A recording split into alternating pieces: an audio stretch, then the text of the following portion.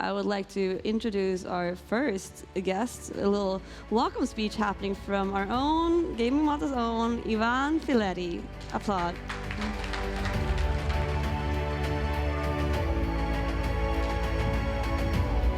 Good morning, everybody. We made it after last night and after yesterday. So I know a lot of you were actually here yesterday, and you're coming in here again, so I'll try and obviously not repeat myself today. But I think one thing which really stood out yesterday were all those kids on the other side there. I think, they were the stars of the show. And I think it says a lot about our session today here today, for the very simple reason that education is key. And I'll talk a bit more about that later. But first of all, for anybody who doesn't know who we are, so we're GamingMalta. We're a non-profit foundation set up to promote Malta as a home of gaming excellence. We're not a center, we're not a hub, but we're a home. We're a home for a very simple reason that we want people to feel comfortable here, and we want to be a stage for your global ambitions. I'm just trying to make the clicker work at some point. Anyways, and on the front, there's a number of activities that we're doing. So first of all, we're proud, to serve the gaming sector. Traditionally, Malta was known to be as an iGaming jurisdiction, and we're proud of that. It's 12% of GDP, getting about 11,000 employees. Just to give you a bit of a challenge on the talent front, we calculate that there are 800 open vacancies on a rolling 3-month period in the iGaming sector, that is no mean feat at all. 4 years ago, we started on a strategy on embracing the broader church of gaming, so video game development and esports. In pure marketing terms, with iGaming, we were in the blue ocean waters, right? So we had the first mover advantage when Malta joined the EU in 2004. We were the first ones to regulate iGaming. When it came to video gaming development and esports, we were very much in red ocean waters. So effectively, other jurisdictions were more advanced than we were. So we will have a lot of work to do. So basically, first thing we did was we went around the world and telling people, hey, we're open for business here, okay? And we have a compelling story to say also. Our business is building ecosystems. And right now, there's a lot of focus and also the political will, because that is extremely vital in building, the ecosystems. Success breeds success. But we, must maintain this, and this will come out also all throughout, the next couple of days and maybe also the next couple of months in the way we're operating here. Yesterday, we heard a lot about, the metaverse and how all this is mapping out. It's not science fiction anymore, guys. It's happening. It's happening, and we speak. And we're proud to have some, leading minds in the world currently in Malta, and they're doing their metaverse projects here. I'm seeing Alistair here, and I'm seeing Taylor, and I'm seeing the team from Accent Park. I'm seeing John from Draw and Code. If I'm not mistaken, later we'll be joined by Dave Lorenzini, correct? Who's they're all working on a project called the Maltaverse, and how, that is happening. So our small size means nothing anymore. There's so much more opportunity that we can take. And when people are, so how are we doing it? So we're building it block by block. And I know there are a lot of educators here with us today. And I know there's the Ministry of Education, and which I would like to, really thank them for supporting us, because we aren't working in silos, but we're actually working together with MCAS, with university, etc., to build this. We can have all the best tax incentives in the world, but if we haven't got the talent, we're doomed. As simple as that. So when companies are coming to us, they are not necessarily talking about financial incentives, but what they're asking us is, how many people can we employ on the island? What's the skill set? How many are trained in Unity? How many are trained in the Unreal Engine? Right? So just a couple of months ago, I was having a meeting with the global CEO of Keyword. So they employ 11,000 people across the globe. They have 80 studios.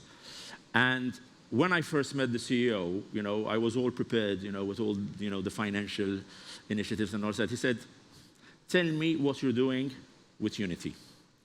Tell us about how Malta is home of gaming excellence on the Unity certification.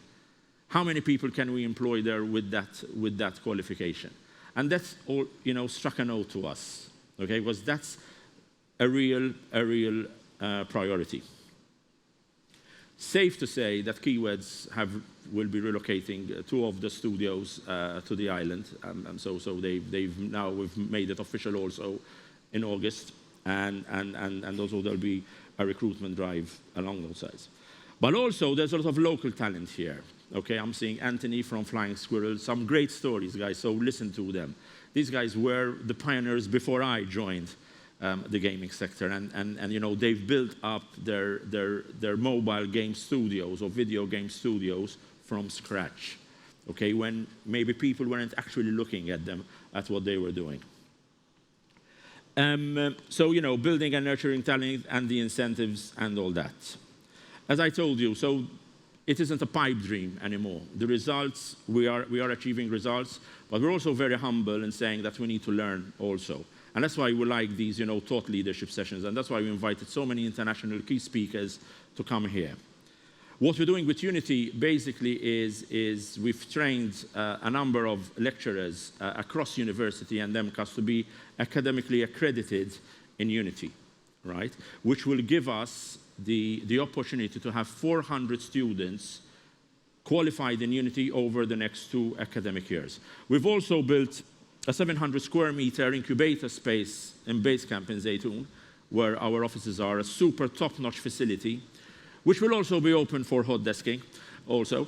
It's something which, quite frankly, we hadn't really thought about, but more and more people were telling us, hey, can we come and work there for a month?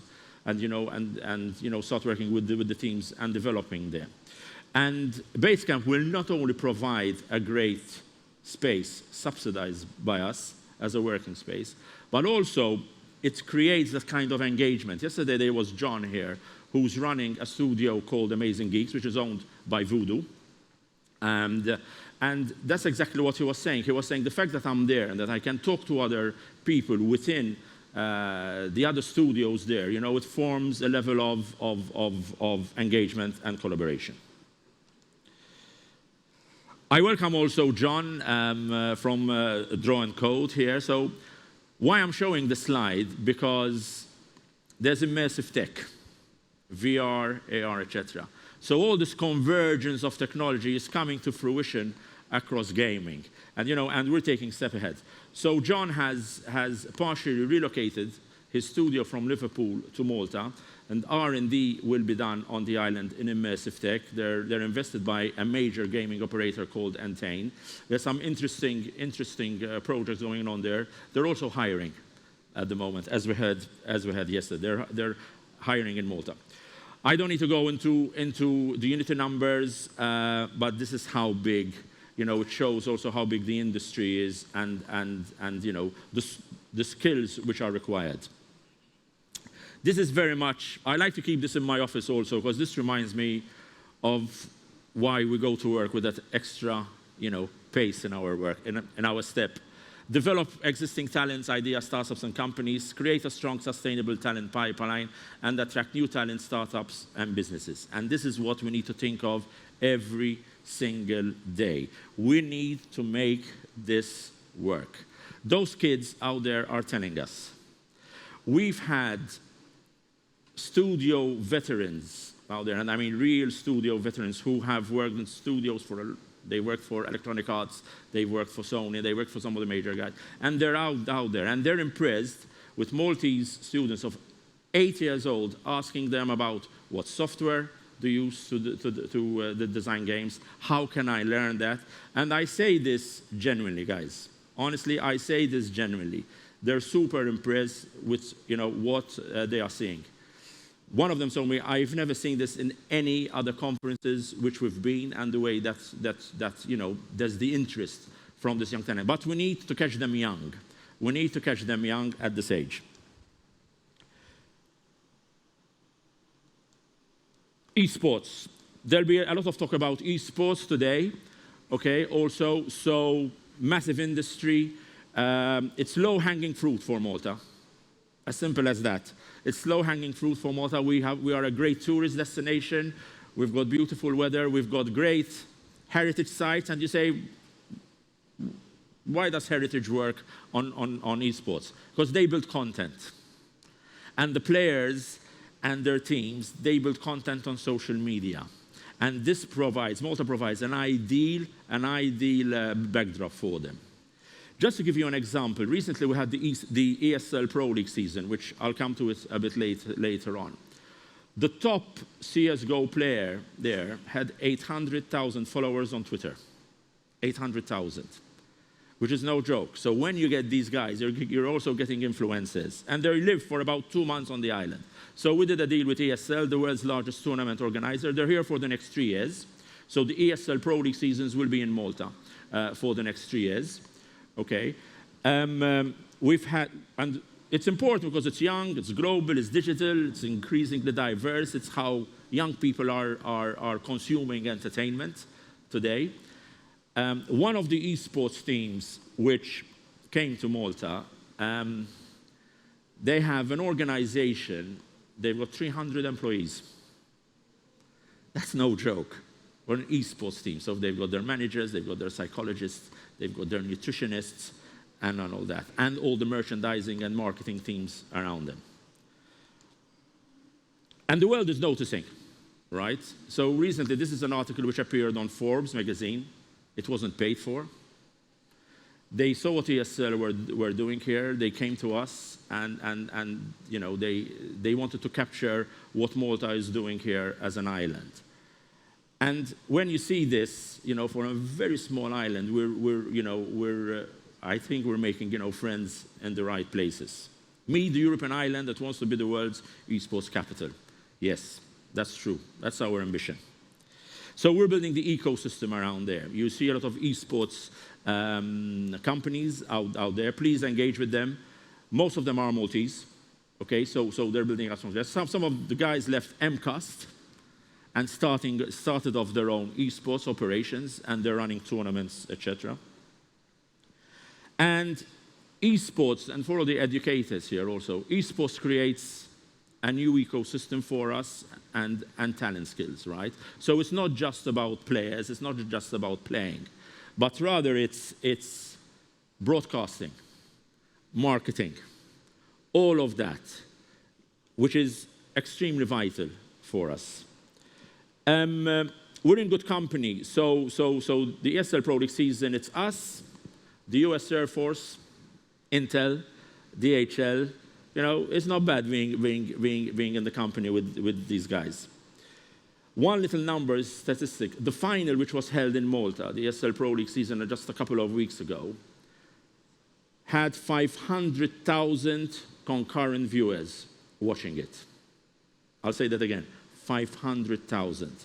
The game started at 5, it finished at 1 o'clock in the morning. Right? The prize pool ran into millions. There was 500,000 people watching it. Over the period of 2 months, it's calculated that there were 36 million hours of viewing time watching that, which kind of beats a lot of the sports. So you know, the future is now. You know, the future, we're even, you know, making it as we speak. So enjoy yourself today. Please ask us questions. Please engage with us, you know, because that's important. And, you know, let's all share each other's insights. Game on. Thank you very much. Enjoy.